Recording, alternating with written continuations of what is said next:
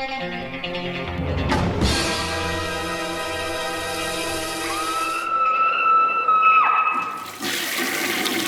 guys, what's up? It is week 158, and let's start this off with a correction. Last week I kept calling Nancy Allen Karen Allen. I know the difference. I don't know why I did it. I love Karen Allen and Nancy Allen. My mistake. I am dumb. Don't know why I did it. Also, let you guys know that I had another guest spot on 22 Shots of Moodz and Horror Podcast. We cover the Human Centipede trilogy and a movie called Violence Voyager, which is also pretty wild. So if you want to hear my thoughts on those movies, go ahead and check it out. Should be up fairly soon on their YouTube channel, on their the Horphilia, feed and all that kind of good stuff. Put a link below if you guys want to check it out. I guess we're going to hop into the reviews. And the first is going to be Carnival Magic from Severin Kids. This is Al Adamson movie. Towards the end of his career, he did a couple kids movies, and this is one of them, Carnival Magic. Watching that documentary, Blood and Flesh, the documentary, I learned a little bit about Al Adamson and, his death and everything, and towards the end, he did these kids movies. Carnival Magic, oh boy. I'm going to be honest, it is a super weird movie. It's an exploitation movie. It was filmed, it's not an exploitation movie, but it's filmed like one. It's a kid's movie, but it really has that kind of feel to it and look to it and everything like that. I don't even know where to start with this one, because it's a film about a guy who works at like a carnival or like a circus kind of carnival environment, and I don't even remember what his thing is. I think it's like psychic kind of gimmick or whatever, and he's just really kind of asked to go away because one of the other kind of people there that is really popular, who does the big cat kind of stuff, wants him gone. So essentially, he's about to get fired, get shit canned, and they learn that he has a chimpanzee that he brings with him, and wherever he goes, and this chimpanzee can talk. So he's like, why don't you put that in the Carnival Act? Of course, duh. But they kind of dubbed over the chimpanzee after the fact, so it's really poorly done, and the chimpanzee will just be like, yeah, that's great. It's pretty silly, and it has like those kind of shenanigans, like where like the chimpanzee's driving a car and cops are chasing him, almost like a Smokey and the Bandit kind of thing going on. It's really goofy and silly, but kind of funny at the same time. And weird.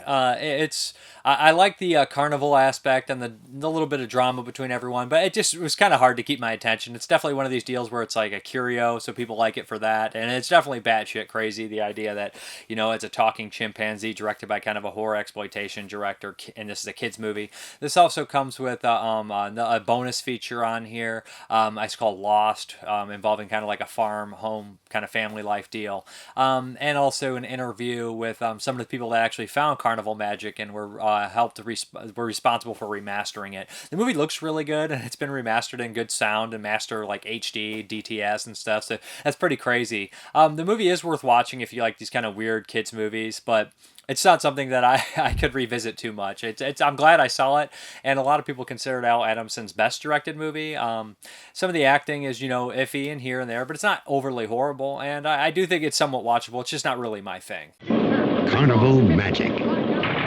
The excitement, the thrill, the adventure of the carnival. Be careful!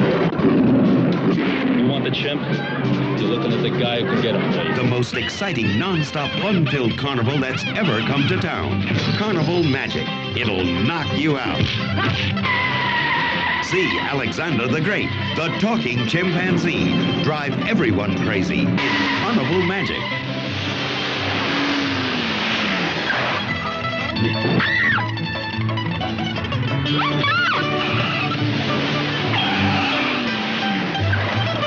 am I doing talking to a monkey? Alex is on the run, turning the carnival upside down in Carnival Magic. A madcap monkey romp. Carnival Magic. The most amazing thing you'll ever see. A talking chimpanzee. Oh, yeah. Okay, the next one here is by Arrow Video, and this is The Wind, starring Meg Foster, Steve Railsback, Wings Hauser, and this guy, his name is Robert Morley, I think. He's the heavy-set guy in Theater of Blood that Vincent Price, does some real horrible things to his dogs. Yeah, this one is directed by Nico Mascarakis, who did stuff like Island of Death. What else did he do? Zero Boys, tons of movies, Blind Date. Guy's got a huge resume, and I kind of like his movies. They're not always perfect, but they're always kind of fairly enjoyable. And Island of Death is just a batshit kind of taboo-breaking exploitation video nasty kind of thing, which I do enjoy that thing, and I like that one. But The Wind, this takes place on a Greek island. Like I believe it's a Greek island. Maybe it's just on the coast of Greece. But for the most part, a lot of his movies take place in these beautiful like Greek location because he is from Greece, of course. But yeah, okay. Meg Foster is a writer, I believe. That's the stick. I'm pretty sure she's a writer. That's almost like all these movies. I don't know if I'm mixing it up with all the movies I've been watching lately. But she's kind of isolated in this cabin, and Wings Hauser is like a handyman that's hired by Morley to kind of go around the area and clean up the house. She's renting it, and kind of Meg Foster witnesses something that she shouldn't see. She witnesses a murder, and it's done by no other than Wings Hauser. If there's like 4 or 5 people in a movie, and you tell me someone's going to be murdering someone, you're going to definitely, and Wings Hauser is one of them. You're like, he's definitely the murderer. He's crazy, as always. He's really kind of full of energy and seems really sadistic and just batshit crazy in the movie. So basically, it's a big cat and mouse game of Wings Hauser trying to attack Meg Foster in this house, and it's like a thriller. But there's this backdrop of this beautiful island with this really heavy wind blowing throughout, and pretty good atmosphere and stuff like that. For the most part, I thought it was fairly enjoyable, above average. I liked it. There's some good, moments of Wings Hauser being batshit crazy, and there's this really funny moment where him and Meg Foster have a really good discussion about what she's writing in her book about murders, and she's like, I wrote lots of killing in books and everything, and he's like, you ever need somebody to give you some hints on how to write it, you come to me. And he's like leaving and stuff, and you're just like, that's so on the nose. It's hilarious, but it's fairly enjoyable. I liked it. It looked really good, especially the locations help and the atmosphere and everything. Sound design was solid and everything, with the wind blowing through. I like Meg Foster's, always liked her ever since I was a little kid and saw her as Eva Lynn in Master Universe, and she's in a slew of movies I've enjoyed over the years. So, and Wings Hauser is just a presence. No matter how you feel about him, he's a presence. I enjoy watching him. I think he's batshit.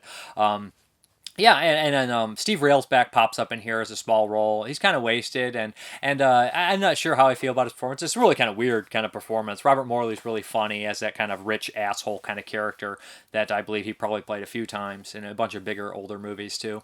But yeah, there's a special feature on here. It's the main one is a big kind of like 30-minute interview with Nico Makaraskis, where he's like edited, probably filmed it himself. He's like sitting in front of a TV, and he just talks about everybody involved with the movie, including the score done by Hans Zimmer, and everybody involved with it, Meg Foster, and then he has some kind of sour words about Wings Hauser and Steve Railsback. At this time, Wings Hauser was not necessarily the easiest person to work with, had some problems, but enjoy hearing his candidness, I guess, if that's a word, but he's very candid about the whole situation, and he seems genuinely honest, and Nico is one of those guys that I've always enjoyed hearing him talk about this kind of stuff. So if you like this movie or you like his movies, I would recommend grabbing The Wind from Arrow Video. Do you believe in ghosts, dear girl? I've never seen one. Neither have I. But at times like this, I feel them passing by. From her rear window, she witnesses a murder.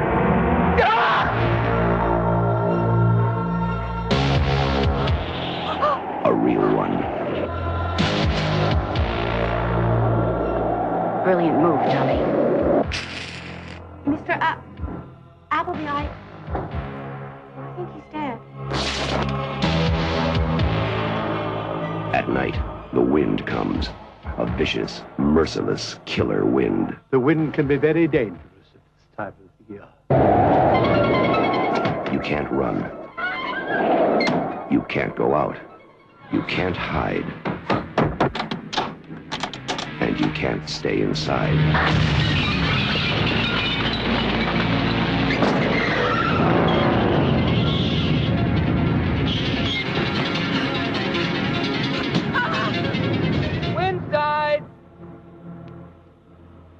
So will you, Anderson? Miss Anderson? Anybody home?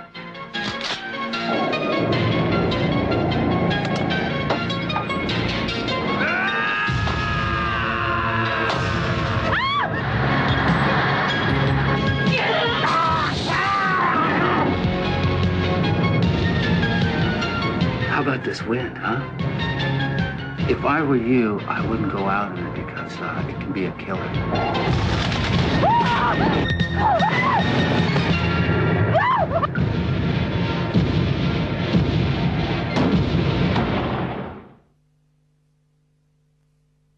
Okay, guys, the next one here is another Patreon pick. Last week I forgot to mention that The Pit and the Pendulum was a Patreon pick from Chris Rivers. This one is by my boy Jonathan Wilhelm, and he picked Hell's Kitty from MVD. Yeah, I had my eye on this movie. I'm not gonna lie, I saw it and I was like, "What is that? That looks nonsense." And Hell's Kitty is absolutely nonsense. So it takes place of this guy. He's in an apartment. And he's kind of a weird guy. He lives with this cat Angel. He loves Angel, but Angel is a mean kitty. And he thinks she's possessed. So he's telling this, what do you think is the psychiatrist the whole movie, and they kind of go through the whole story of him and his friend trying to get this cat possessed, and the cat attacking certain people, and all the weird characters they kind of run into, which is like a slate of kind of like, convention celebrities, including Michael Berryman, who plays Detective Pluto, Courtney Gaines, and the guy who plays Damien. What's his name? It's not Damien. I can't think of the main guy from Children of the Corn, but both of them are in here, and they play these kind of, they basically play the Corn kids grown up. Then Adrienne Barbeau pops up. A bunch of people pop up in this thing. Lynn Lowry, Kelly Maroney, and they're all trying to help him, cure this evil cat. It is nonsense. It is ridiculous. It is really silly too, because they'll like cut to the cat, and it's like, it's just laying on its back doing, cat things, and they're like, it's kind of funny, and it's definitely, it understands what it's doing. It's not like this is, it's definitely in on its own joke of its ridiculousness. I mean, it's not really super well made or anything. It's very dark in a lot of places in the apartment, and looks kind of cheap at times. But I would be a liar if I just say I laughed a few times. And his friend is also absolutely ridiculous. The whole movie is absolutely ridiculous, and they have so many horse shout-outs that are so obvious, and they're obviously fans. It's so on the nose though with all this kind of stuff. I think Berryman was pretty funny in it too, even though it was just a small little role, and Adrienne Barbeau did well. But I don't know how I could go give this a strong recommend. I do think it's funny, and I do think some people will really enjoy it. It's cheesy, goofy, and just kind of a good time, but also really dumb and just ridiculously dumb all in the same breath. But that's Hell's Kitty. So maybe like a slight recommend. You look nervous. If you'd been through what I've been through, you'd be nervous too.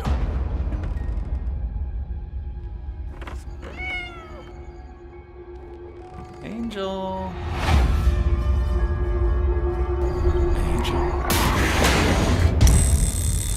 What, did I scare you?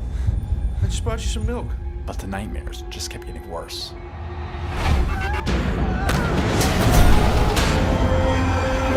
I don't even know where to begin. My cat. I can't wait to pet her. She would get too jealous. All that because some obsessive chick had a crush on you? I'm telling you, man, you need to exercise that cat. Have you ever performed an exorcism on a cat?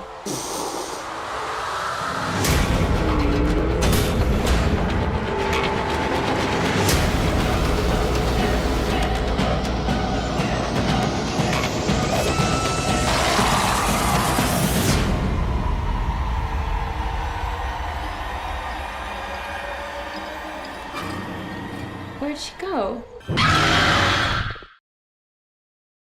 Okay, the next one is from Uncorked Films, and this is Dreamland. This is a screener sent to me. This is by, I believe his name, the director's Bruce McDonald. That's the same guy who did Pontypool and, Hellions? I think it was called Hellions. I really like Pontypool, and I was a big fan of Hellions. A lot of people hated Hellions. I loved it. I thought it was great. I think it is called Hellions, but it's the one that takes place on Halloween and everything like that. Dreamland, this stars, of course, Stephen McHattie, who's in, Pontypool and a bunch of other Canadian films. He's in Mother as well, so he's a very familiar face. Was in this year's Come to Daddy, and it also has Henry Rollins in here, of course. Everybody knows Henry Rollins from a slew of movies, and of course, his Black Flag and all that. So, okay, what we have here is a dual role by Stephen McHattie. One where he plays kind of this, is it a trumpet player who's like world kind of famous musician that he's hired to, play during this kind of wedding. And he's also a junkie, kind of a drug addict, and he's just kind of on his last leg, doesn't really give a shit about anything. And then we have the other role that Steve McHattie's playing is kind of a hitman, and he's working for Henry Rollins, and he's supposed to get rid of some people, and he ends up doing it. But what he does is when he does get rid of these people, it kind of triggers this whole thing of child porn ring and everything like that he is kind of responsible for on accident of his boss taking over, and it complicates the matters, and he's kind of disgusted with himself, and somebody he knows kind of gets drug into that, and he just You know, he is a killer. He is horrible in a lot of ways, but he can't live with that. He is also hired to get the ring from his other, you know, kind of self, the musician, and that kind of complicates things. And it gets real weird about halfway through. I don't even really want to spoil it, but the person who is at the wedding is actually for a creep who wants to marry one of the child brides, so it makes it completely even more ridiculous. And there's these moments where you don't know at first when you're watching it, you're like, it's kind of mixing, like you're like, oh, is this like an alternate reality with these characters? Is it the same character? And it gets really kind of weird and at times dreamlike, obviously, with, you know, the title and everything like that. There's some really kind of dark comedic moments, especially with the pawn guy and his wife, and the pawn shop people, and that's a really good scene, kind of really crazy. And like I said, it gets so weird. There's a couple scenes in here that get so batshit towards the end, and when there's one character that's introduced, and during the wedding, it turns into a bloodbath, of course. Like I said, the more I talk about it, the more I'll spoil it. McCaddy's good in both roles, and, you know, it's a redemption story for a bad person, so I kind of like that, has that going for it, too. Henry Rollins is really intense in it. I don't think it's his finest performance, but it's not horrible or anything like that. Solid, kind of bad, kind of gangster kind of guy, really bad. But, yeah, you know, and there's this weird gang of children running around the streets and everything like that. It's just a kind of a bizarre, weird movie, and it's definitely kind of intriguing. I wouldn't say I absolutely loved it, but I would say it's worth checking out for sure. And I think a lot of people will dig this. It's going to be you know, people will like it or they'll hate it. I don't think there's going to be many. I know I'm coming in like in the middle, but I can see people absolutely adoring this thing and people absolutely hating it at the same time. I really feel it's going to divide the audience. I don't think it will get positive or negative reviews one way or another. I think it'll be down the middle. But that's Dreamland. It comes out shortly on VOD and everything like that. Information will be on the Screaming Toilet page, so check it out. Links are below. I can shoot a guy in the head. I can drop him in the river. I can kill his wife and his dog. There's something wrong with you. Princess here is getting married tonight to the Countess's brother. We don't do this. We are expanding the business. I want you to listen to me. Hercules. He has your sister. But it's all right. I'm gonna get her. Excuse me? Maestro. You know the trumpet player? I want his finger. The right pinky. Just snip it off. I need you to do me a big favor. This is for love. You're a sweetheart, you know that? I want his head! But you have to understand one thing. Where's my bride? We start out as a bunch of people, but we end up as one. Shoot my husband for me. What? What? You're the savior. Who are you saving? We've got to get him out of here. Do you have a plan? No.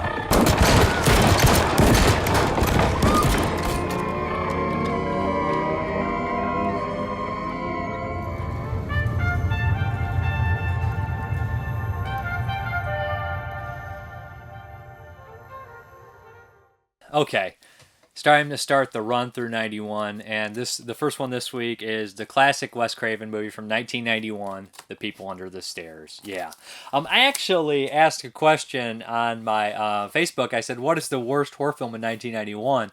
And the week before that, I'd asked, what is everyone's favorite? And People Under the Stairs was almost on. I gave 5. I said 5 favorites, and most people liked People Under the Stairs. The funny thing is, people hated People Under the Stairs as well, which kind of blew my mind because, like, there's so many much more poor films from 91, and I know it's, you know, subjective, but I think objectively there's way worse movies in 91 than People Under the Stairs. I was born in 86, so I kind of was like 5 or 6, and this was on the movie shelves at the video stores and everything, so the movie always intrigued me. I saw the trailers and everything, and Wes Craven, he obviously has a track record for some great horror films, and this, I think, is one of them. I know a lot of people don't love it, and I know it's kind of offbeat and a dark comedy, and the mixing of, you know, it's like an urban fairy tale, some people would say, meets a gothic kind of horror, like Big House kind of story with the crazy incestuous stuff and the kids in the walls. But the idea that People Under the Stairs, like that literally there's a whole group of like mutated, kind of deformed, like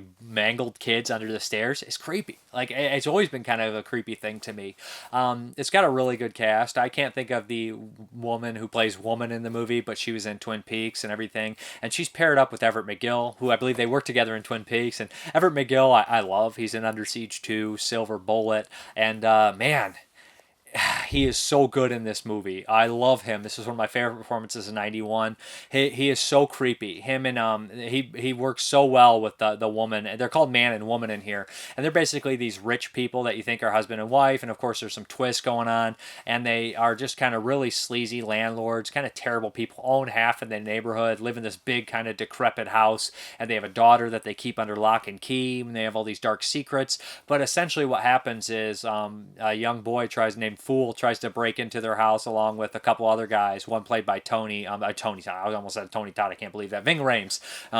Tony Todd got to start kind of around this time with like Night of the Living Dead and Platoon and everything. But yeah, it's Ving Rhames. So Ving Rhames is really young in this role.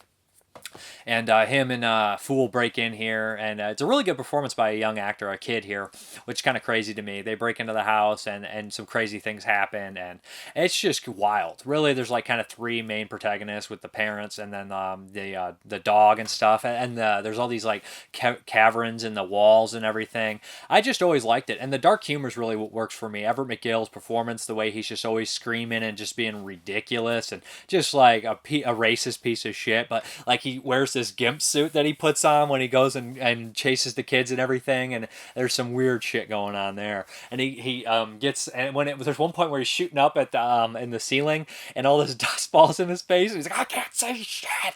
He's just so ridiculous. But honestly, he reminds me a lot of my friend Brandon Salkill when he would act, and he's kind of the same build, kind of like wide shoulders and tall and lanky. I just think that he's like Brandon is a shoehorn in for Everett McGill in this movie. I think it's perfect. And he has these weird these weird kind of quirks about him that I think are perfect. I really like that it's a lot of people probably dislike this movie because they're more used to like Wes Craven's darker stuff like Glass House and Hills Have Eyes, which I really like, and is more, I would say, surreal imaginative stuff like Nightmare on Elm Street, which I also really like. But this one is just like a weird mixture. Like it's by a kid's point of view, so you have like almost like childlike quality to it, like Goonies or something, with a kid kind of going through that. But it's also gory and weird and darkly comedic, and it's social commentary on some things about the rich feasting off the poor and all that kind of stuff, and directly with the people under the stairs. But I really like it. Craven always has kind of a message, but I think Craven's predominantly a suburban horror kind of guy, like upper middle class, but this is almost like the urban setting invading the upper middle class and finding out underneath that layer of what is, money is just a decrepit house and decrepit people inside and just disgusting. It's not what it seems. But I really like it. Sean Whalen's in here as Roach, very memorable scene. He's kind of the main guy crawling through the walls, and he's got a great voice. I remember this movie a lot with his tongue's cut off, and see no evil, hear no evil, say no evil. No, this was kind of a favorite as when I was a kid, and I still really like it. Rewatching it was really fun. I think Scream Factory cleaned it up really well. They put a nice DTS master sound on there and everything like that. There's some features on here, special effects. They interview the K&B, which is great to see them talk about Craven and working with him and everything like that. And they have an interview with the woman on here talking about how they hired her and got Everett McGill because they thought the pairing was great. A nice release, looks really good.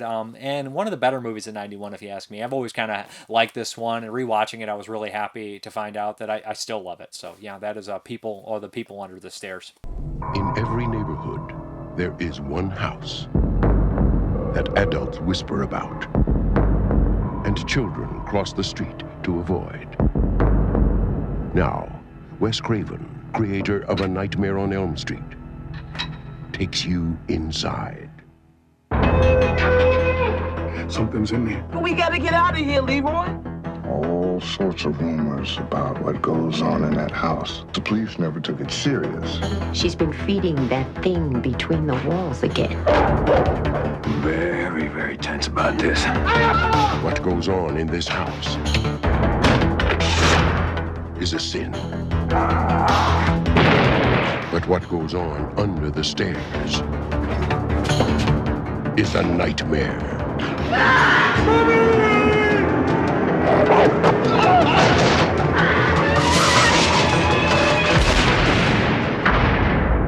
Wes Craven's The People Under the Stairs. Okay, the next one for the run through 91 is The Story of Riki. Yeah, this is a Hong Kong one, right? I believe. Yeah, and this is the Shriek Show Media Blasters release. I think it's out of print. This really needs a nice, Arrow release or something in stateside, or some nice deluxe edition, because The Story of Riki, or Riki-Oh, is fantastic. I don't know the Mega.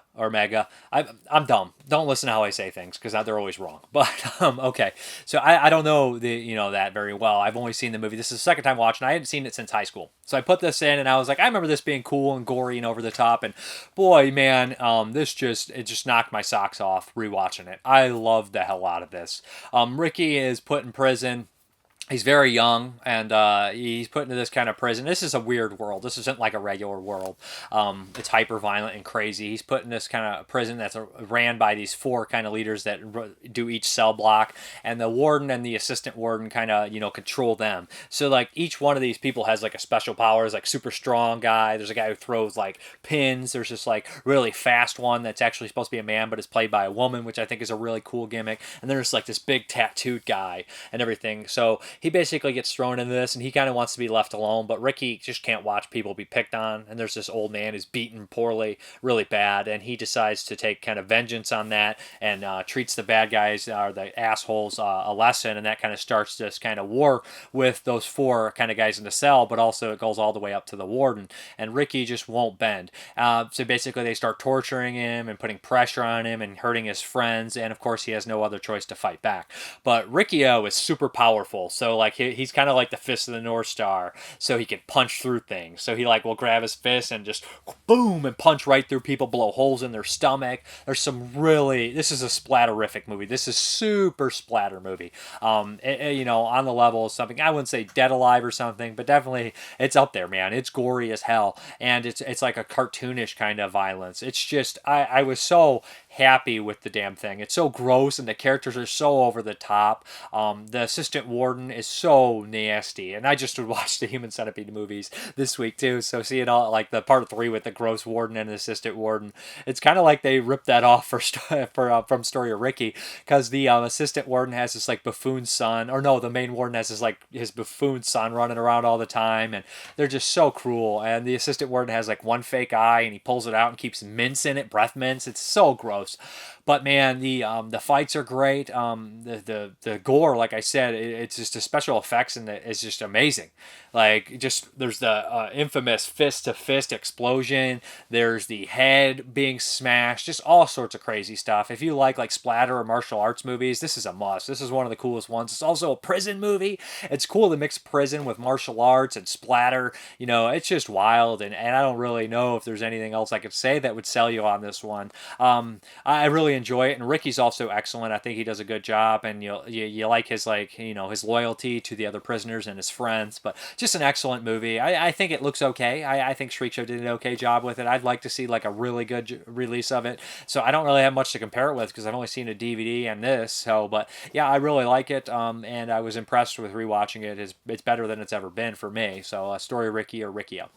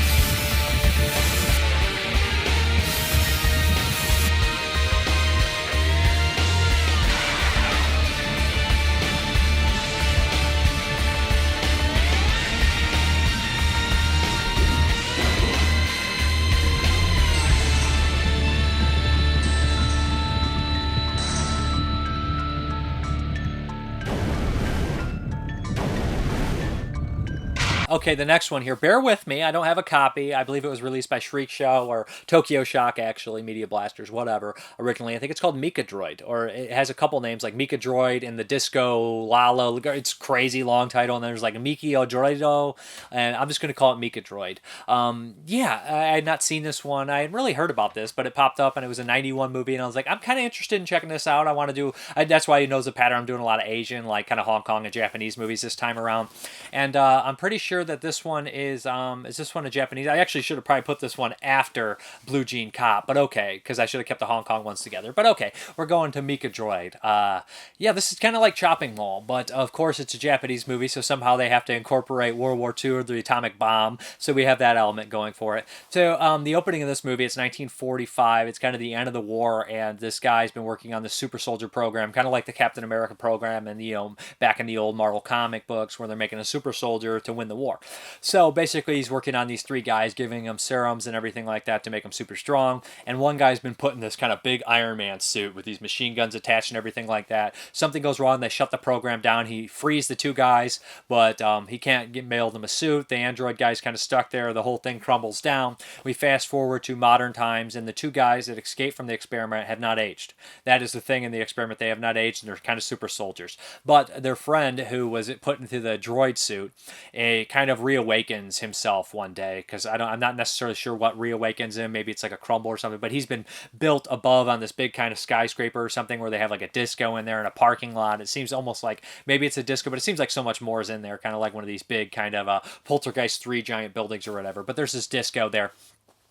And he breaks out of this like a kind of underground cavern, and he kind of gets out, and it kind of turns to Chopping Mall, where he's like this big robot, and he starts killing anyone he comes in contact with, and he has a katana, and he's chopping their heads up, but he also has a machine gun. So first he starts picking off these kids, and then kind of a worker there who's a repairman, and one of the girls getting out of the disco kind of get cornered in the cavern, and the two kind of old military guys, the super soldiers, come back and try to stop them. And that's pretty much the whole movie. It's just kind of action-packed, the entire thing. The droid looks awesome. He's like a big tin guy. He looks like the original Iron Man, like the big kind of like circular head and everything, but he's got a machine gun. Love how he looks. It's pretty gory, pretty violent, has some really weird kind of stuff going on. The skateboard kind of kill is pretty creative. Now I won't say it's not as creative as the Killing Down with the Dick Moss movie, but it's kind of it's creative enough. I think I like it. But I think it's pretty good. It's gory, it's action packed, it has some sort of sentimentality between the super soldiers, and I do like how it ties back into trying to build these super soldiers and everything like that. There's military experiments gone wrong is always kind of a theme in films, and I've always kind of dug it from Eternally Dead Part 3, Troxin 2, 4, 5, and stuff like that. So you have all that going on, and then of course it's definitely a military kind of thing gone wrong. But the droid looks awesome.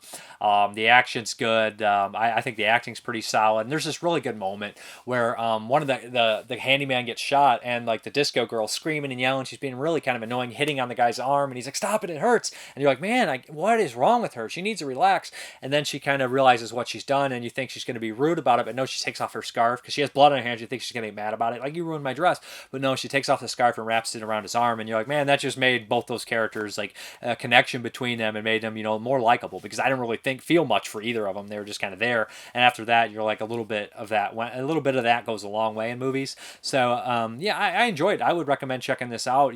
Japanese Chopping Mall, I guess you'd call it. You can call it that. But yeah, it's fun, it's cool, and it's a slasher with kind of a robot kind of guy, android deal.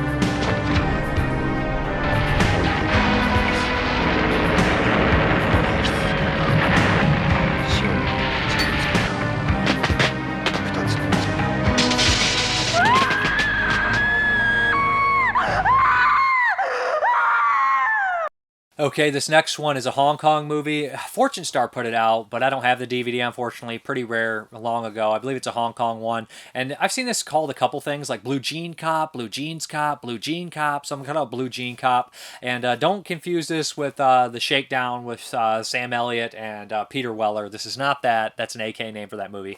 This is Blue Jean Cop, a Hong Kong movie. This is a batshit crazy movie, kind of an action, revenge, horror hybrid. It's kind of like RoboCop in a sense. It's kind of a lot like RoboCop with really villainous pieces of crap bad guys and a cop getting messed up and coming back with superpowers. That's kind of like that. So what we have here is this fairly good cop. He's waiting on his girlfriend to give birth. He's really excited about it. And he lives with his girlfriend, of course, his wife, I should say, and his friend, who is basically his partner's like son or something like that he feels responsible for his death. So they have like a bond in that. There's some goofy comedy in here too with those two, like some back and forth. But pretty much in the opening of the movie, we have like 6 super violent criminals robbing a bank. And right when this breaks in, you're like, oh, wow. And like you see this weird comedic scene with like these guys trying to make this guy admit that he was like sexually assaulting a girl when she's sleeping. And they're like, it's not, because they're like kind of making fun of it. Like, no one want to sexually assault her. And it's just like a joke. Really weird tone, and it's weird as shit. But then it cuts into like this crazy moment of like this violent bank robbery where these 6 guys are just going in and they're like, don't touch that, boom, and they're just wasting people, and a hand gets exploded, and I was like, oh boy, this is intense. So these 6 guys are trying to escape. They end up in a junkyard. They kidnap one of the main girls in the movie, and the cop follows him into the junkyard. He confronts him. He captures him. Something goes wrong. They drop a big old forklift load of junk on him, and they leave him. It gets electrocuted, and a cat starts licking him. I don't know what the hell's going on, but I mean that's a recipe to recreate someone given superpowers. Haven't you ever seen Batman Returns? But something like that happens. It's like a Frankenstein Batman Returns scenario here, where he's electrocuted, licked by a cat, crushed by garbage, and he comes back, but he needs electricity to survive, so he's constantly draining electricity. But almost right away, he goes after the cops. The girl gets involved. His friend gets involved, and him and his friend are trying to hide the fact that he's dead, or he's trying to hide the fact that he's dead, basically, from his girlfriend and everything. And hijinks, man, I can't even say it today. Hijinks ensue where like it looks like they may be homosexual lovers, which is really silly and crazy. But he has this big hole in his body, and all these weird kind of gags happen in comedy. But the action's really solid, so he starts to like kind of track these guys down and start a war with them. I enjoyed it. I thought the action was like good. Like I said, I thought the lead was pretty good. He's been in a bunch of movies. I thought the concept was fun. I mean, I like these kind of super cop movies like RoboCop or Maniac Cop or even Psycho Cop. I mean, those are more horror slashers. But like what it happens in so many movies, BioCop. But like it's just like I was a cop and I got messed up and now I'm back and proved Wolf Cop. So I'm into it. I like this one. I thought it was fun. I thought the action was good. And it's a little sadder than you would expect if I remember correctly at the end. But there's a good action set piece in the junkyard, and then there's a really good action set piece in the bank, and then there's one at the very end in a warehouse. It's really cool, where some guy even comes at him with a chainsaw. So lots of cool stuff going on. Would recommend checking out this one from 91. A unique movie I never would have watched otherwise, but yeah, good stuff. Okay, we have another one from 91 here, and this is from Synapse Films. This is Battle Girl, The Living Dead in Tokyo Bay. You guys know me. I am a sucker for my zombie movies. I adore zombie movies, okay? So I was like, yes, from 91. And so I put this in, and this one, it has a crazy plot, right? Let me get into the plot, I guess. It might take some recollection here. But essentially what happens is it appears that some sort of a meteor crashed from space, and it's carrying a weird metal, and it hit in the Tokyo area. Tokyo has been sealed off, and tons of the people have been infected with this weird, I think, like nuclear kind of thing. But it appears that there's like a colonel or something, or a major that's kind of gone AWOL, and he's like in this weird facility, and he has these like henchmen, like these 4 super soldier henchmen, and all the soldiers have been modified. And this girl who is a colonel's daughter, and her mission is to find the secret suit, the battle suit, and kind of like rescue people while everyone else is out there trying to kill them. And they're all trying to kill the zombies and the people, and she's trying to rescue them. So because this guy, of course, very Japanese thing in these movies, it's very stereotypical in a Japanese movie that the main bad guy's motivation is he cannot let this get out to the public because he doesn't want to ruin Japan's reputation. So essentially, Battle-Girl has to fight the living dead, and there's really cool scenes where like crazy like splatter and stuff, and are knocking heads off and splicing them up, and a really funny moment where somebody throws a grenade and it lands right in the zombie's face and it goes in and then explodes. It's really goofy, like puppet zombie thing, but love that. She also has to fight these kind of super soldier guys. It's also cool, and she teams up with a group of punks that sell weapons and supplies and everything like that. But I thought this one was enjoyable, really fast paced, and it doesn't really stop much. There's good special effects. It's low budget, but fun. And I like this battle suits. I like that kind of stuff. I like zombie movies. So I don't have much to say about this one, but it was right up my alley. Characters you like, Dyer. She's really the most established character, but I think the bad guys are cool too. And I kind of like everything about it, It's really fun and really unique. Not super unique, but unique enough, I guess I'll say. And the plot's crazy enough that, genetic experiments again, military experiments going on. So, Battle-Girl, The Living Dead at Tokyo Bay. Like it, good stuff. Oh boy, this is a wild one from On Earth Films. Again, another 91. 964 Pinocchio. Had never seen this movie. Had this DVD for years. Same director as Rubber's Lover, which I've never seen. Have that as well. So, okay, this one's a little long. About an hour and 43 minutes for this Japanese movie. And it's really experimental. So an hour and 43 is a little long in the tooth, I would say, for that kind of movie. But hey, I'm sure a lot of people love this one. Oh, how do I explain this movie here? We have this character, Pinocchio, 964, and he's a sex android or sex kind of slave that they've created in a lab. And I guess he's no longer, up to snuff. So they send him out in the streets and get rid of him instead of terminating him. And he runs into this kind of strange girl that seems to have memory loss, and they kind of pair up. And she starts to teach him about things and take him to the store. But pretty soon it turns into kind of almost be like a sadist relationship where she's beating him. And there's times where she's getting sick from the contact with him after they have sexual intercourse and close relations. So I don't know if he's contagious or what the hell's going on, but the camera work is insane. They'll do lots of really wild stuff with the camera point of view through weird stuff that's like really jarring and just uncomfortable, and it's just kind of gross. There's like points where it has like a possession scene where she's like in the subway station, just throwing up on the ground and picking it up and just whatever. It's just, I was like, oh my god. But it just gets so weird and wild, and there's like some weird comedy moments where like she's teaching him his name because he's like, it's all tattooed on him, and he's like, Pinocchio. He's like, Pinocchio, and he's like, screaming it. But of course, the scientists that have created him, a lot of scientist stuff in 1991 that have created him are sending a group of guys out there to, stop him and terminate him because they don't want him out in the wild because it was a mistake to let him go in the first place. So there's all that going on, and there's just like weird random moments that happen as well.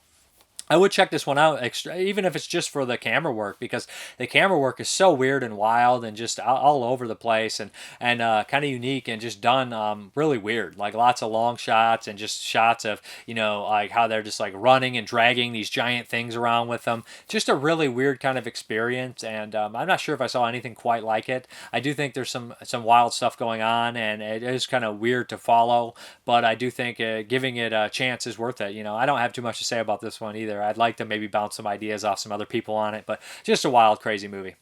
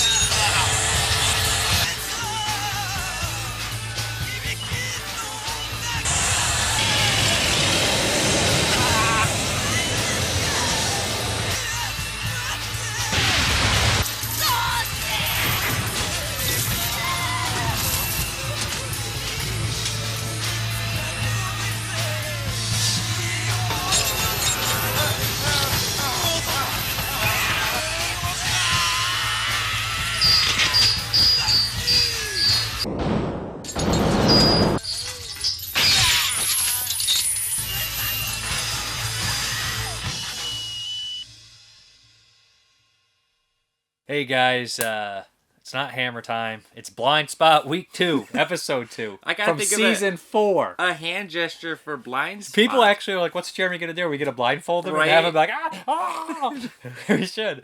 What do you look like an old guy like, like...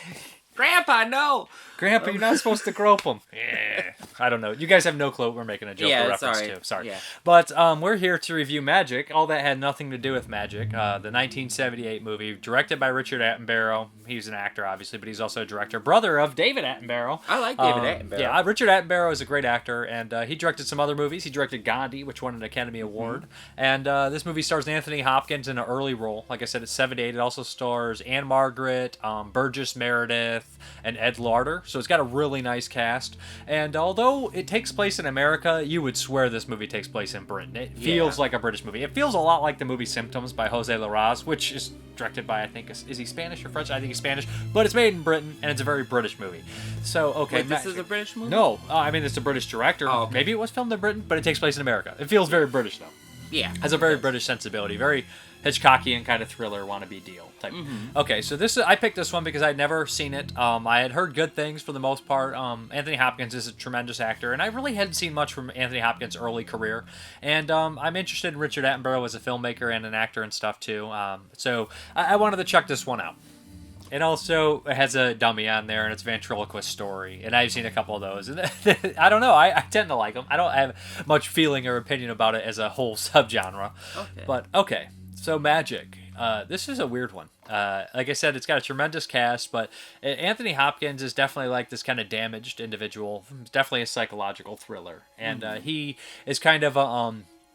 in the opening, it's real weird because he's performing a show doing magic and everything, and it's like intercut with him telling his he's his protege, so what would you call him? His mentor. His mentor, he's telling him all these things that how he did really well, but it cuts back to it, and it's all messed up and everything like that. He's like Mick. Basically, when Rocky tells Mick, Burgess Meredith, that he won the fight in Rocky 3 when he did, because Burgess Meredith ain't doing well. That's exactly the scene here. So he tells him all these things, and he flopped, and then we fast forward a little down the line, and we realize that Anthony Hopkins has to become successful because he's incorporated a ventriloquist into his routine.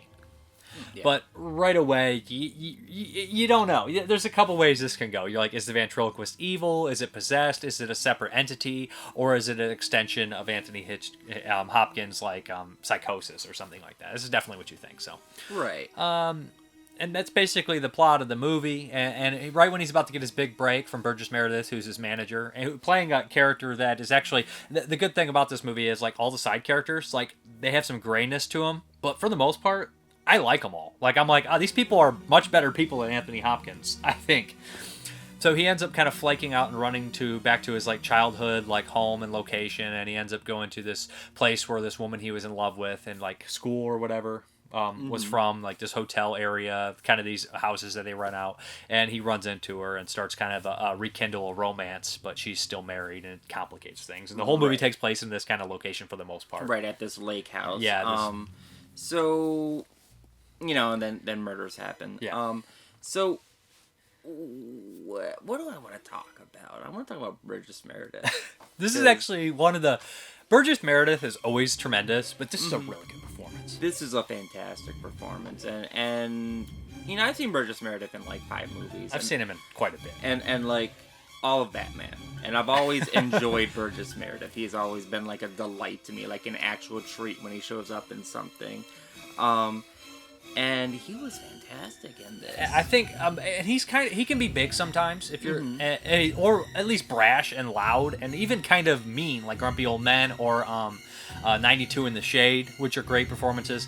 But in this, I feel like he's a little reserved, and it's very good. And he has this very, when you paint like kind of like a manager or something like that, they're usually assholes. But Burgess Meredith in this, he's caring, and he's like a father figure. Yeah. And it's a really well done scene because you get Hopkins is very lost. He's a lost individual, and the way he talks to him, and it's a tremendous scene where he calls Hopkins out and says, "Don't be." I don't remember what the dummy's name is.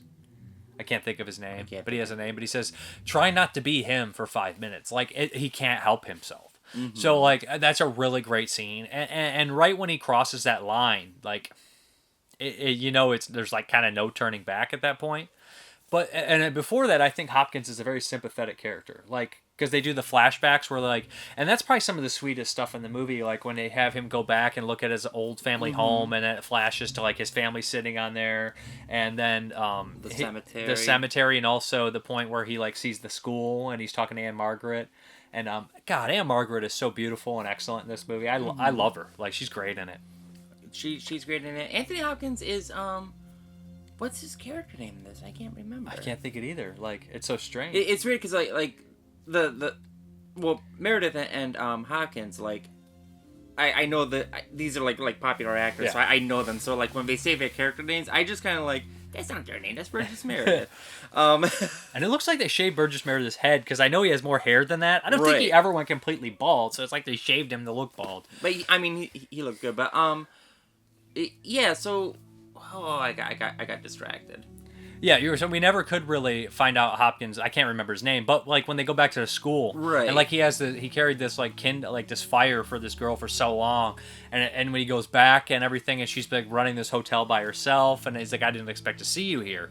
But Ed Lauder's her husband. He's like away and everything, so it complicates the situation. But I love that it takes place on this lake house. Like it makes it completely isolated, gives it like I feel like it's got to be fall or spring. Like it's definitely not super warm out because you see their breath. But it gives it that perfect location, like an isolated kind of slow burn location. Like I said, I would compare this to something like Symptoms. If you guys ever seen Symptoms, and that's a really good movie with Donald Pleasant's daughter in it, and geez, what's the guy's name? He's in your favorite movie, Straw Dogs, Peter Vaughan. Yeah, but yeah, like I thought the performances are really what drive this. Like, and Ed Lauder's so good in it too, and there's a point where like Ed Lauder takes Anthony Hopkins on a boat, and he knows something's wrong between him and his wife, and you think Lauder's going to try to kill him or something, but instead of like being really aggressive, there's this point where he's like, he has almost like a heart to heart with him for a second. He almost, and then you're like, oh, like I didn't like this guy really. Like you're not supposed to like him, but there's a couple moments that makes him feel real and not complete trash till you're like, man, like I think Hopkins is the worst guy here. Right. So Hopkins, has the affair with the wife, and he's on the boat with what's his name, Ed Lauder. Yeah. With Lauder, and like Ed Lauder doesn't know that they slept together. He does. He suspects. He suspects it, and so he starts with like my wife said you slept with her, or wanted, or well, the wife said that she wanted to. Yeah, but they actually did, and then so when Lauder's talking to Hopkins, he's like, "Hey, my wife said that you slept with her," and Hopkins plays it off. He plays it off. He was like, "Oh, is that what she said?" And then Lauder like kind of like breaks down, like I'm losing her. I'm losing her. What am I going to do? My real estate job was a failure. Like, so yeah, you do feel bad for almost all the characters in the movie. Yeah. And this comes after Meredith is out of the film, and so. You start this scene where you think Lauder and Hopkins are going to, get into it.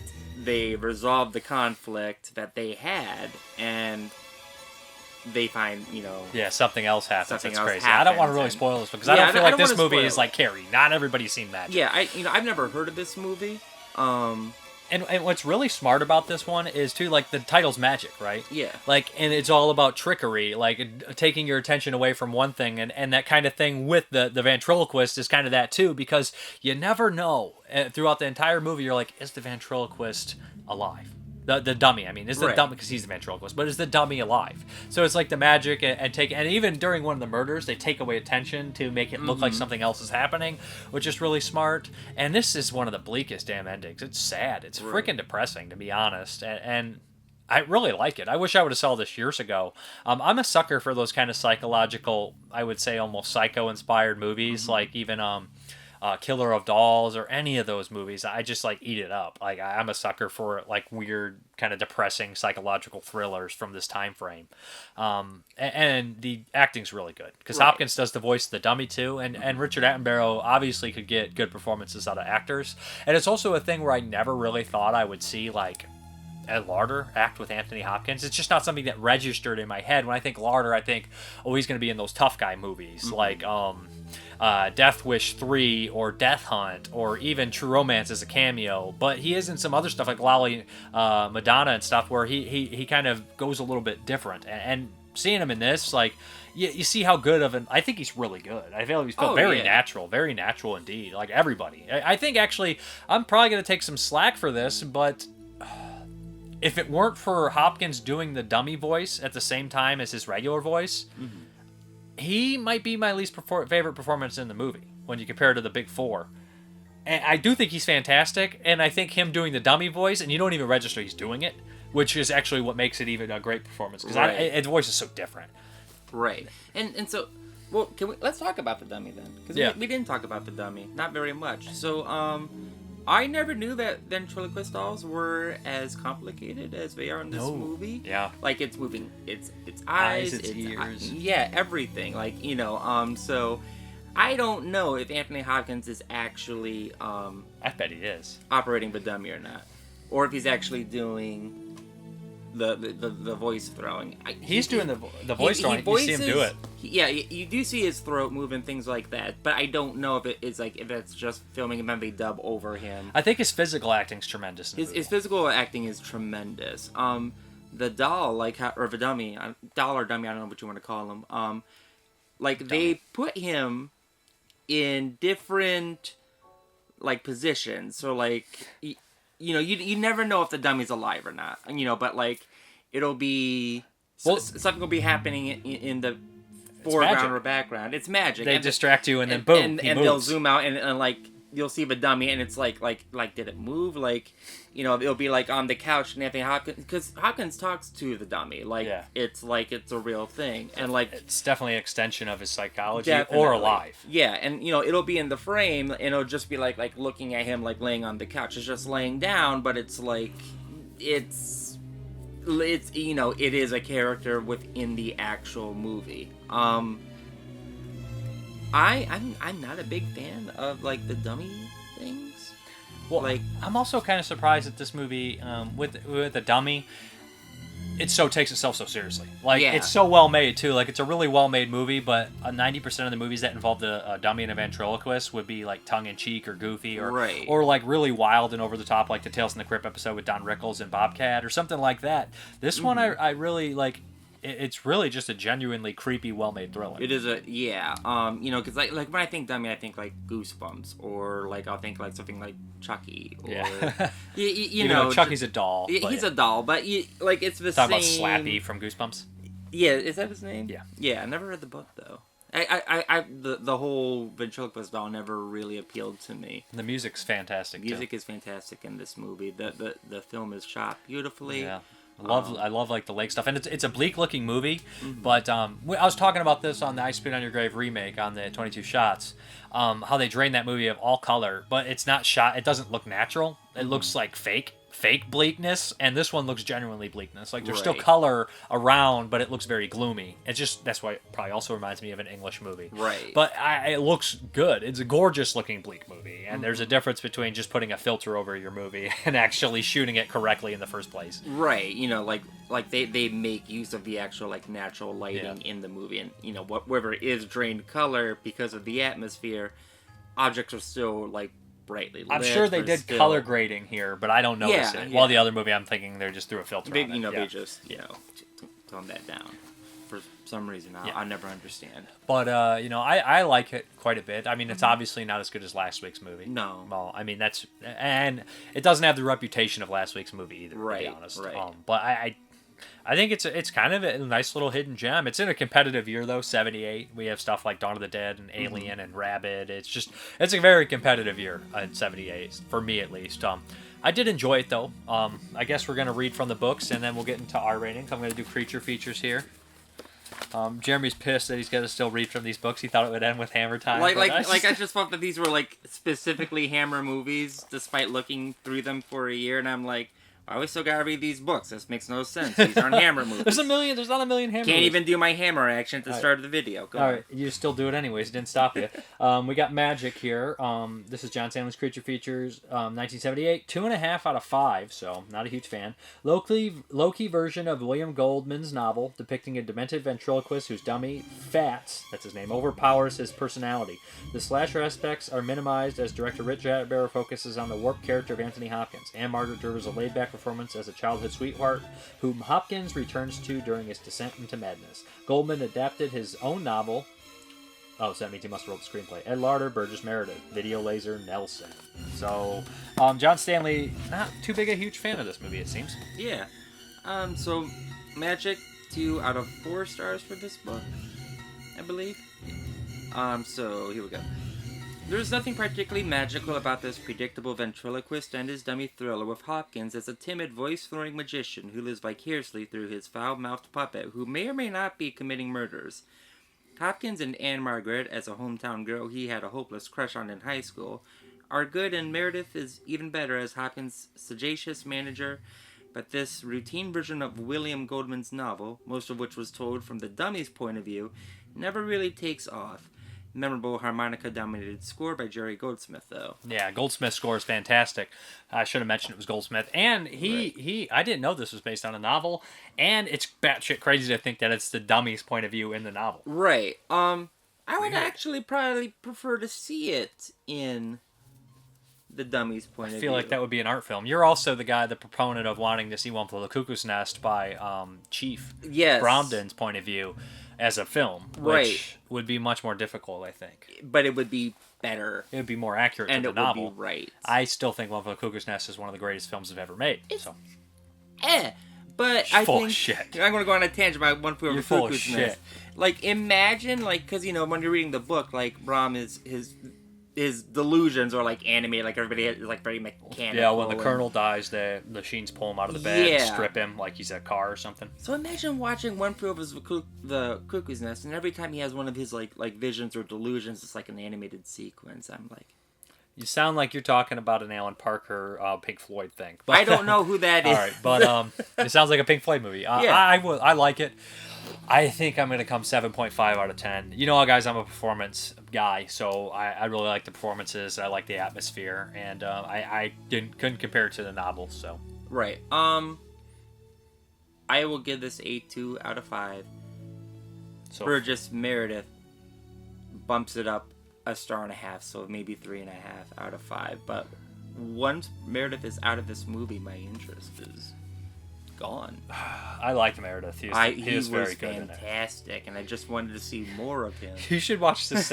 He's in so many of these 70s horror movies. I know. He's in The Sentinel. He's in Burnt Offerings. He just pops up in a lot of these movies. Were we watching one? I think it was an anthology one where he was like a fortune teller or a sideshow. Oh, guy? Torture Garden. Is that where we had like the hat or something? Yeah, like, and Jack Palance was in there, and he was obsessed with Poe, and he was like, "I'm looking for the ultimate Poe novel." That lost like Poe stories, and he's just breathing uncontrollably. That's like Jack Palance's like weird MO. I always call him Palance. His name is Palance. I always call him Palance. I always mispronounce his name. And last week, I gotta correct this. I kept calling Nancy Allen Karen Allen. There's 2 different actresses. They're both fantastic. They've both been in 100 movies I love, and I said their names wrong. Was this the one? This is RoboCop lady is Nancy Allen, and Karen Allen is the one in Scrooged and Cruising and everything else. So who was in RoboCop? Nancy Allen. It was the bully. Yes. And the teacher was no one. I don't know who the teacher is off the top of my head right now. This is always going to happen to me. I can't. I should have messed with you and been like, the teacher is Karen Allen. You're like, what? Well, the entire time we were watching Magic, like I kept on forgetting that Anthony Hopkins is a real person, and I'm like David Warner, what? Like you're just doing the same thing you did in Straw Dogs. What are you talking? See, he looks the same to me. You see, they don't look anything like you have face blindness, and it's weird that the dummy is definitely obviously made up to look like Hopkins. Same haircut and everything. Yeah, the dummy was fantastic. I think it's a great movie. Jeremy gave it 7 out of 10, right? You gave it 3.5 out of 5. Yeah, but really, this is like a 2-star movie out of 5. Like a 50%er. Yeah, like, you know. I think it's great. I think it's pretty good. I think it's Yeah. kind of a little hidden gem. It's a C minus. I don't think it's one that I would watch 30, 40 more times. Maybe a couple more times. I will never watch it again. Okay. Well, but it's worth watching. I just won't watch it again. Next week is Dr. X. It's a Jeremy pick. Yeah. And he picked it solely because it's on the opening of that song in Rocky Horror Picture Show. Yeah. If you look through the list, half of them is half of my Dr. list. X and Forbidden Planet with Anne Francis with a Forbidden Planet. Tarantula Went Over the Hill. Flash Gordon in Silver Underwear. Like, my list is Rocky Horror Picture Show, science fiction double feature. And then a couple of other movies that I wanted to see, but I had to. And then a couple I conned you into seeing. And then yeah. I was like a couple. There's like 10. I was like, you gotta have Martin on there. You gotta do Let Sleeping Corpses Lie. You ain't seen that one yet. yet. I filled up my list already. Put these ones on yours. I was like, no, okay. But then you made me put Planet of the Apes because I never saw it on there. And Logan's Run, right? Are we doing Logan's Run? Yeah, I never saw Logan's Run either. That's bad. A Planet of the Apes is unforgivable. How did I not see that? Yeah, that's so weird to me. Like, Planet of the Apes played 24/7 for 15 years from the time I was TV. Yeah, so like, I don't know how you didn't watch. Because I saw that crummy remake when it came out, and I was like, Tim Burton. I was like, I didn't even see that. By the time that came out with Tim, I was done with Tim. We were like 12, 13. I probably was like that. Yeah, Tim Burton kind of had a bad rep when I was that age. Well, it was like Mars Attacks, and Mars Attacks is fantastic. It's fun. It's fun. And then like I think 2 years go by, nothing comes with Tim Burton, and then it's like here's Planet of the Apes. I'm like, Sleepy Hollow came out after Mars Attacks, didn't it? It came out after Planet of the Apes. Sleepy I don't Hollow, know. I thought it's like 2000. I don't know. Ish. This has nothing to do with magic, though. Yeah, it has very. Oh, why isn't Pink Flamingos on your list? We should like. Stop. We're out of here. It's over. Okay, bye. When your heart begins to pound, when your mind begins to go, keep telling yourself it's only a movie. Don't do it. Oh, please don't kill her. No, I can't do it. I won't do it. You can't make me. Magic. A terrifying love story. Magic. Rated R. Abracadabra, I sit on his knee. Presto, changeo, and now he is me. Hocus pocus, we take her to bed. Magic is fun. We're dead. Josephine Levine presents Magic, a terrifying love story, starring Anthony Hopkins, Anne Margaret, and Burgess Meredith. Rated R.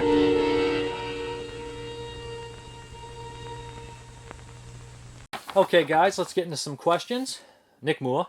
I like the look of the phone. Very James Bond. Does it come with any deadly gadgets or apps? I don't think so, considering it's an old, like 10-year-old phone. It's a piece of junk.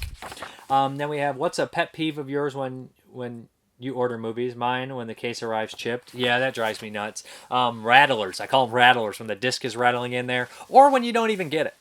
That sucks too. But rattlers is really bad because you can replace the case unless it's one of these deluxe editions. But a rattler drives me nuts because you don't know if the disc is scratched up. It's almost like I need to watch this right now to make sure it still works and it's fine. Jeremy doesn't like Stephen King books or films. Is there an author whose books and their film adaptations just leave you cold or who you outright hate? Ooh, that's a tough one. I used to like Jack Ketchum a lot, and then like I still like the books, but like when I rewatched Girl Next Door, it just didn't work for me. Like The Lost did. I mean, I haven't watched it in a while, but I feel like The Lost would work. But Girl Next Door, rewatching it just did not work for me. I just felt like it wasn't accurate to the story, and like you didn't get into the psychology of the main character. It just kind of lost its meaning for me. So that movie, I know it's not the book, but the movie, it just kind of left me like, not really my thing. The adaptation of Red never worked for me either. Because I read the book and I thought the book was okay, but I just was like, the Red was like a 20. It was like this should be like a 20-minute movie, and it just felt stretched out. The book feels stretched out too. So, but I really like stuff like Cover by him. I thought Cover was excellent, and The Lost I thought was excellent. But okay, here we go. Did you ever prank someone in high school? Did you ever get pranked? Yeah, but I mean, we would do like prank phone calls. I mean, I don't know what kind of pranks, like, I mean, I didn't like do super pranks, but prank phone calls were always great. Just do stupid stuff. Like, you take, like, your friends, like, call this guy and do a prank. And, we're only like 16 doing it, but there's this funny joke where, like, I don't know if it's funny now. It's probably very inappropriate, but aren't all pranks. I call and, I just put on a stupid voice of like, this Detective Rizzo, homicide. We found your cell phone on a cell phone number on a guy in Collin Park who is dead. And just like the kid would freak out as you do that. Like he went and got his dad, and it was just like, I was like, all right, man, I got to break with you. This is a prank. And just like stuff like that. Just fun pranks like that. I mean, maybe they're not fun. Maybe they're considered highly inappropriate, but whatever. I mean, we used to do stupid stuff to each other all the time, prank each other, but I can't really remember much of it anymore. Ilk Vomit. Okay, so what will you have Jeremy do now for the Blindspot intro?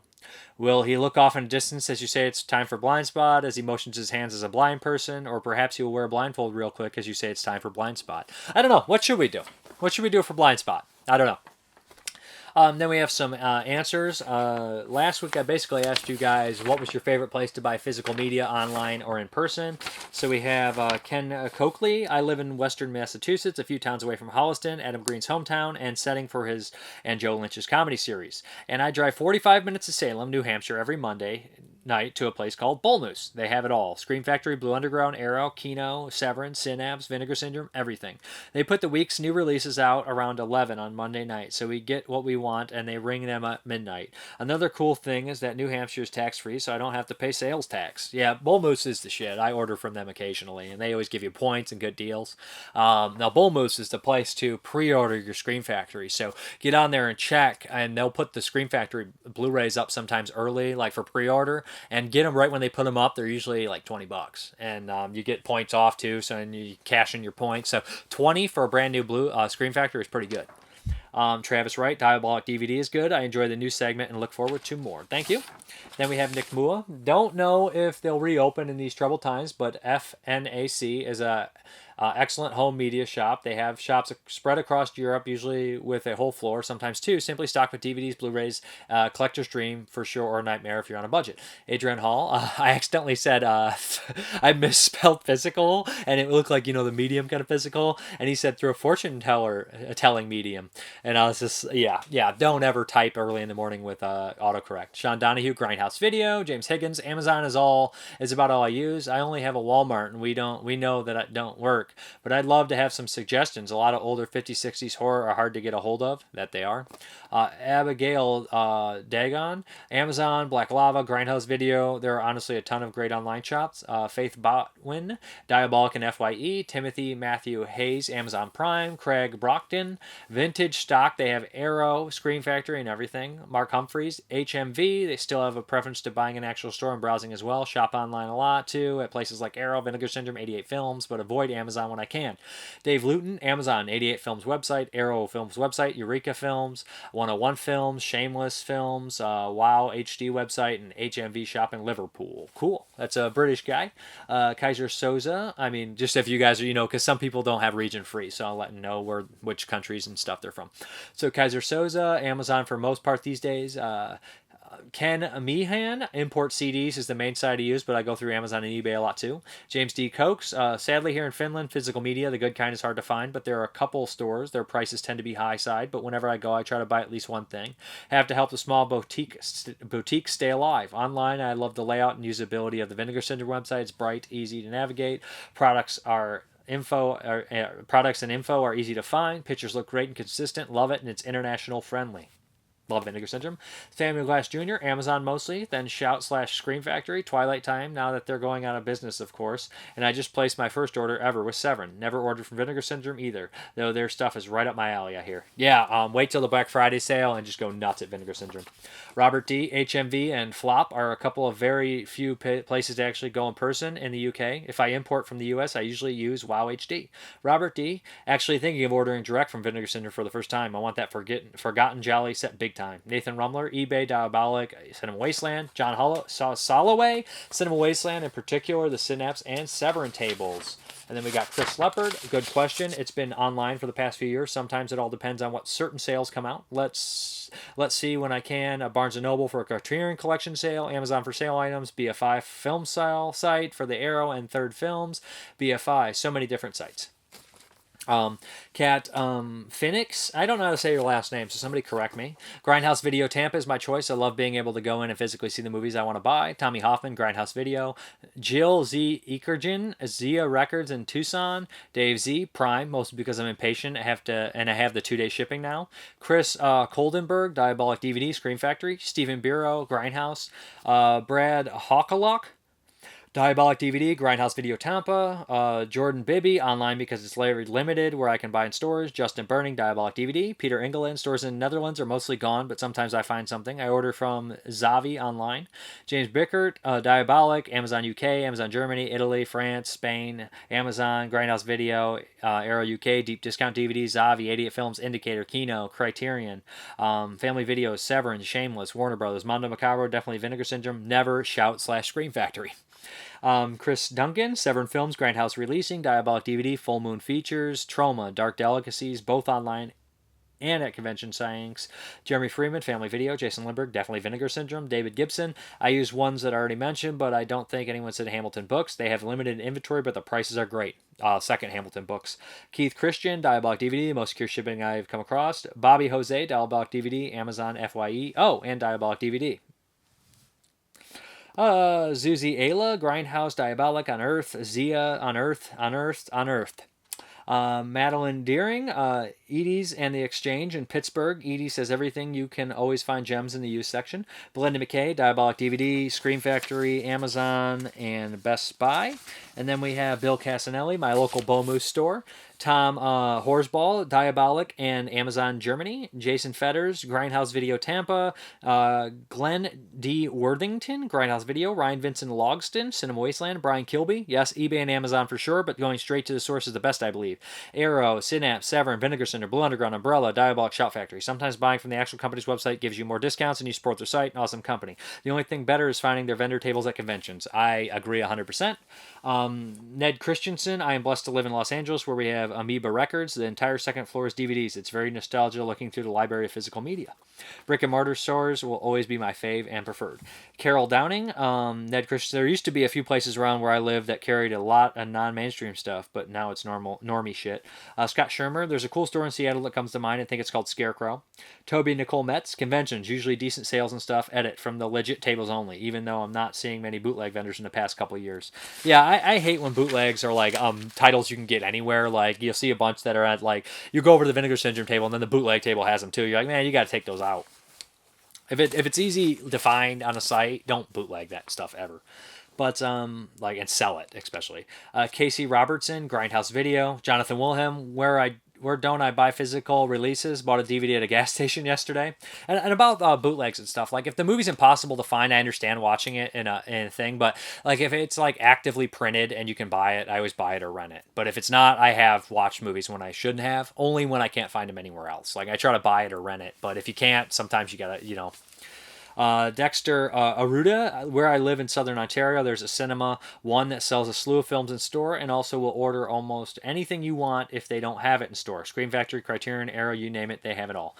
And also The Beat Goes On, which is a used film and music store with the most down-to-earth staff that carries thousands of films, including some hidden gems, very often for incredible prices. And Tony Masiello, SOVHorror.com.